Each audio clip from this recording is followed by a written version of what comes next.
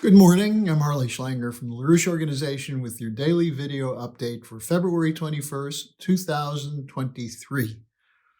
In the aftermath of the Munich Security Conference, where the decision was made to continue the war in Ukraine, to escalate the NATO operation against Russia, it's clear that the hybrid warfare operation of the transatlantic region is going full tilt. You can see the delusions in the coverage. All you have to do is look at major media and you see the rallying cries everywhere. For example, the discussion of, quote, American leadership, unquote, quote, European Union, unquote. One commentator said, "We now see the end to debates over American unilateralism." Well, it hasn't ended the debates. Everyone's submitted to, in Europe, has submitted to American unilateralism.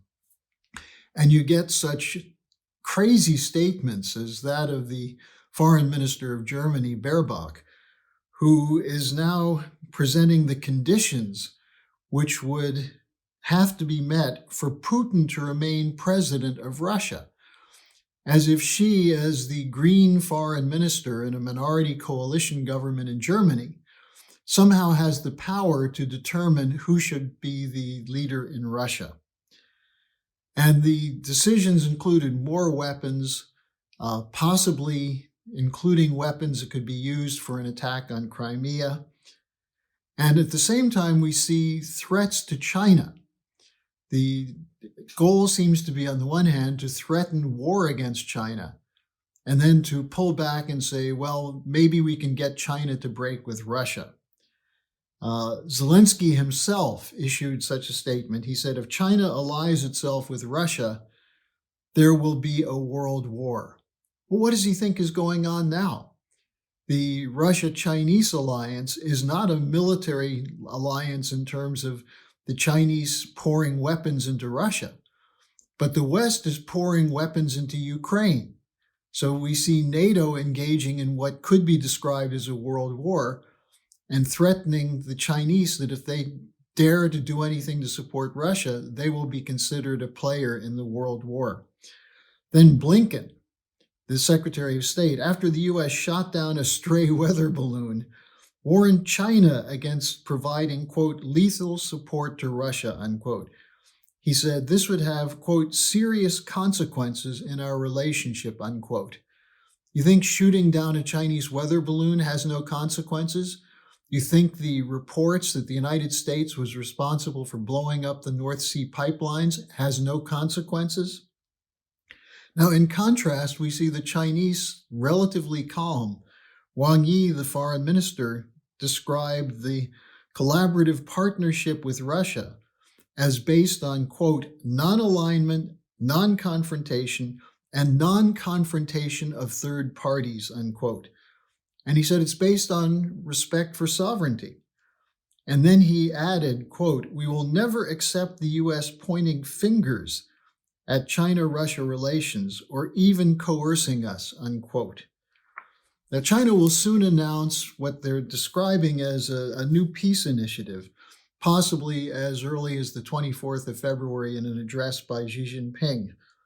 China is continuing to pursue the idea of security architecture that starts from the recognition of the legitimate security concerns of all nations, including Ukraine and Russia. And this corresponds to what the Schiller Institute and Helga Zepp LaRouche have been calling for, a new security and development architecture based on the principles of the Peace of Westphalia, recognizing the legitimate interests and concerns of every nation. Now, this approach has significant support from the so-called Global South, that is, the former colonial nations, which have experience dealing with what are imperial powers, namely the European countries, particularly the British. And they're aware of the evolving strategy of empire and how it may not be overtly military anymore and total governance control, but how finance is used, the currency, trade, and investment policies backed by military power how that's protected the interests of the empire, of the global corporate cartels, even as most people in the transatlantic have been brainwashed to believe that the British Empire went out of existence a century ago and that its control no longer exists. Now, the Financial Times, in its coverage of the Munich Security Conference, showed the anxiety over what is coming from the global south.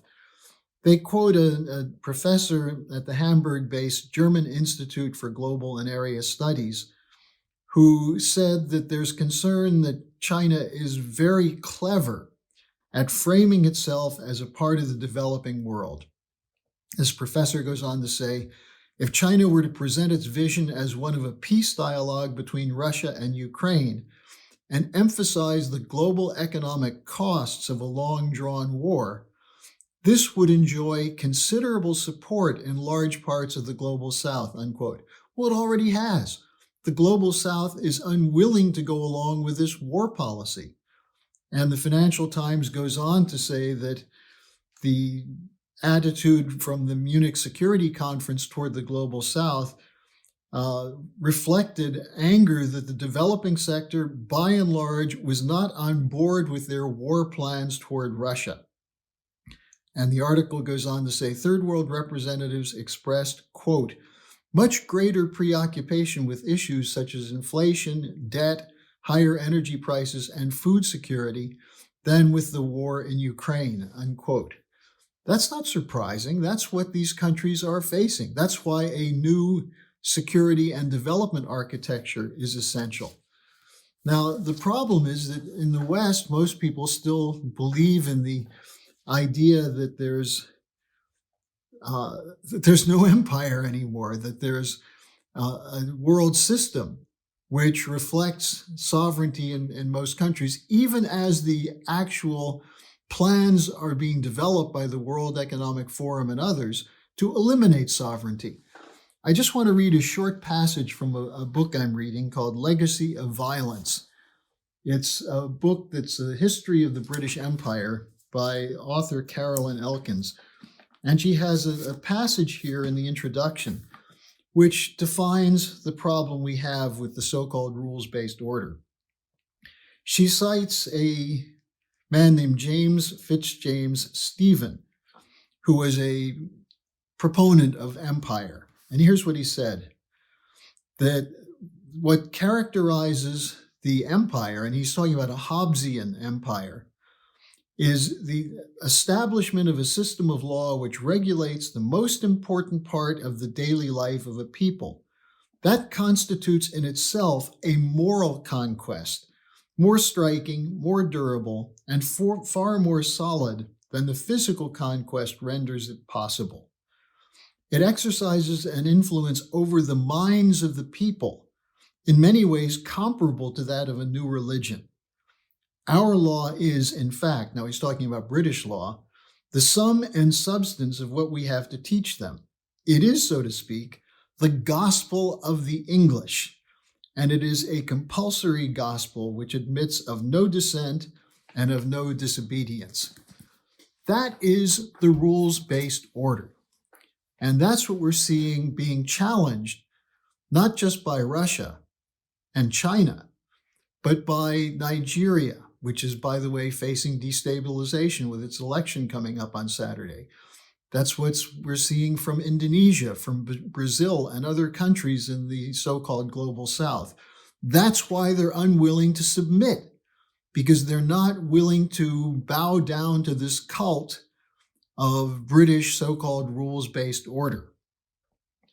Now, meanwhile, what we're seeing as the rules-based order has nothing to do with natural law. If so, how would one justify under a true rules-based order the destruction of the North Sea pipelines, which Sy Hersh says was conducted by the United States? Now, meanwhile, to keep the fiction alive of American power, we saw the stroll through Kiev yesterday by President Biden. Now, this occurred as a, quote, surprise, unquote. And in the background, there were air raid sirens going, which was part of a staging effort, a theatrical presentation, because there were no Russian incoming missiles. In fact, the Russians had been notified in advance of the trip and were not firing missiles into that area. But it didn't stop the press from going crazy in discussion of what this represents. And here's a comment from the Atlantic Council's Daniel Fried, who's one of the leading proponents of killer sanctions at the Atlantic Council. He described this as ranking with the other great presidential moments of leadership in defense of freedom. He compared it to John F. Kennedy's Ich bin ein Berliner speech and Ronald Reagan's Mr. Gorbachev, tear down the wall, unquote.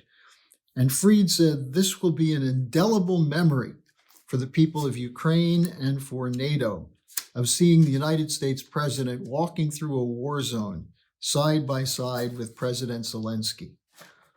Now, Biden stumbling through Kiev is rallying the troops.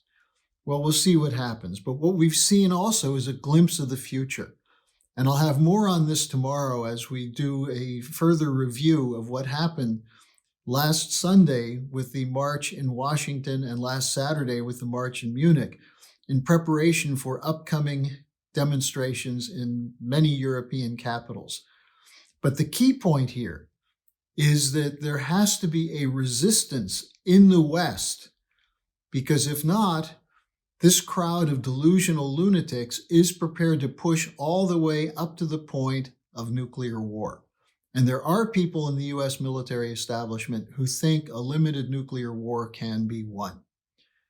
So I'll be back with you tomorrow for more on this. Thanks for joining me today, and share this video.